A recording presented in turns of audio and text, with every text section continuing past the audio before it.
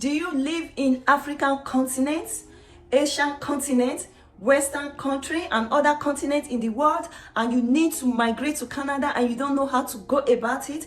This video is for you, okay? In my last video, I talked about express entry pathway that migrate to Canada. And I stated all the minimum requirements you need to submit profile. In this video, we are going to be applying those minimum requirements to check for your eligibility under the Canadian Experience Class, Federal Skill Worker Program, and the Federal Trade Program. Without wasting time, let's get into the video. Before I start, I would love to welcome my old and new subscriber. Welcome back to my channel. Thanks for always tuning in and for always supporting. I really do appreciate all your support, guys.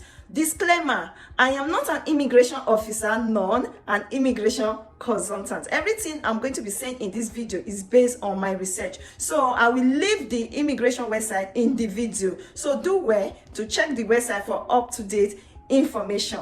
Guys, in case you missed my last video, I will also link the video to this video so that you can check it out, because if you don't watch that video, you will not understand this video. Okay, don't waste it time, let's get into the video. Again, I will take you to Google search, type IRCC and click on search button. It takes you to Immigration, Refugee and Citizenship Canada.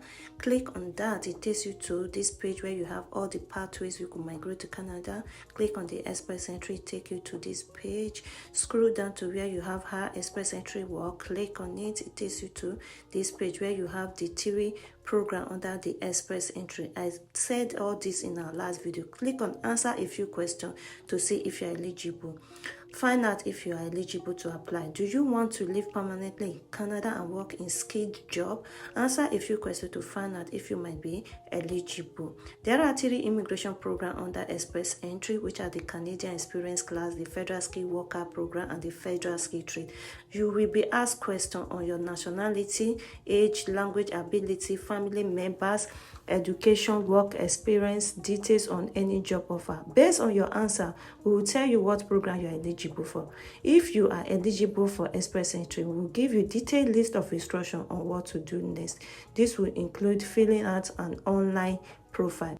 Based on this profile, if you meet the requirement, you'll be put in the pool of candidates and possibly get invitation to apply for permanent residence.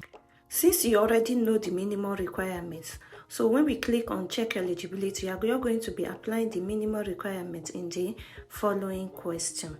Now we just click on it. It takes you to this page where you have find out if you're eligible. First question is, which province or territory do you plan to live in? If you don't know yet, choose the province or territory you are most interested in. You just click on this bar to see different provinces. Then scroll, you see all the provinces there. Choose the one you are familiar with or you think you want to live in.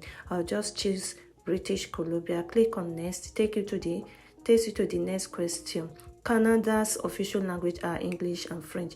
You need to submit English test result for all programs under express entry, even if English or French is your first language. Which language test did you take for your first official language? Click on the bar to see all the language tests. I choose IELTS. Then click on next to see the next question. What date did you take the test? I'm going to be choosing 2023. Note that the test should not be more than 2 years for it to be valid. So I'm going to click on next to get the next question. Next question is enter the test scores. So the scores, note that you should enter the test scores for speaking, listening, reading, and writing. Note that the test score should not be less than 7. If it's less than 7, you are not eligible. So I'm just going to be selecting between 8 and 9 to start a better chances for be selected. So when you are taking your test, make sure you read so hard so that you get a higher points. Then I click on next. Do you have other language results? They want to know, did you take, apart from IELTS, did you take any English test or French test? I'm just going to be selecting TCF. TCF is one of the French tests. To have a better, the more tests you take, the more points you will get, and the better the chances you will have to be selected. Note that same French test should not be more than 2 years. Then here, enter the test score for speaking, listening, writing, and reading. Then I'm just going to be selecting average scores. Because I don't know French so much, I'm going to stick within average. So if you know French, make sure you score higher points for you to have a better chances for being selected. Then I'll click on next to answer next question. In the last 3 years, how many years of skill work experience do you have? This one is for the Canadian experience class. So I'm doing this assessment for foreign immigrants. So I do not have any experience. But if you are already living in Canada, if you have any work experience, put it there. And if you know the NOC, you have to put it there. That is job description, what type of job you do. If you click on other NOC, you will see where your job description, the NOC code fall into. Next question is, in the last 10 years, how many years of skill work experience do you have? It must have been continuous, paid, full-time, and is in only one occupation required. Then you click on this, you see different years, 1, 2, 3, 4 to 5 years, 6 or more years. Choose the one that is applicable to you. So I will choose 4 to 5 years. The next question, in the last 5 years, do you have at least 2 years of experience in one of the following qualified trade occupation? You should have, in this qualified trade occupation, you should have 2 or more years within the last 5 years. That is what is required. Though in my own case, I will just click on 2 or more years, because if you click anything that is less than 2 years, you will not be eligible to apply. Then find your NOC by clicking on that to see what your job description is. Next question, do you have a certificate of qualification for a Canadian province or territory in your skill trade? If it is yes, if you have a qualification certificate on your trade, you put here. If it is no, you put no. Then you click on next to answer the next question. How much money in Canadian dollar will you bring in Canada? Less than 30,757. That is not enough settlement. So according to your family size, which I stated in my last video, you should know your proof of funds so that you know what to select here. So that is why I will refer you to my last video so that you know what to select. I'm working with family of 4, so the proof of fund that will be enough for me is between 25,000 to 28,000. Then I'll click on next to answer next question. So you scroll down to get your next question. Find out if you're eligible. Do you have a valid job offer in Canada? No. This assessment is for foreign immigrants, so it's a no. Then what is your date of birth? I'm just going to select 1990, an age that falls between 18 to 35 years. 1990 is like a 33 years old applicant, so I'm just going to select it so that I will get my maximum points of 12. Know that if you are less than 18 or above 47, you get 0 points. What is the highest level of education for which you have earned a Canadian degree, diploma or certificate, or have had an evaluation credential assessment? Evaluation credential must be from an approved agency in the last 5 years. If you did not earn a Canadian degree, diploma or certificate, you may need to have your foreign education assessed by an agency approved by Immigration, Refugee and Citizenship Canada. They must show that it is valid. How do you know that it's valid? Because it should not be more than 5 years you evaluated. If you have a credential that is more than 5 years, you should re-evaluate your credentials. So now they are asking, which program did you do? Did you graduate from a high school, a diploma, a degree, master's or PhD? Choose the one that is applicable to you. So in my own case, in this assessment, I'm going to be choosing 2 or more certificate, diploma or degree. One must be a program of 3 or more years. So I'll be choosing that. So choose what is applicable to you. Then click on next to get to this page. Find out if it's eligible. Check all that apply. I have studied full-time in Canada. Have you studied full-time in Canada? Click on it if you have. I have at least 1 year of full-time work experience in Canada. If you have, click. I have a relative in Canada. If you have, check that button. In this example, none of the above. Then I'll click on next to take me to the next page. What is your marital status?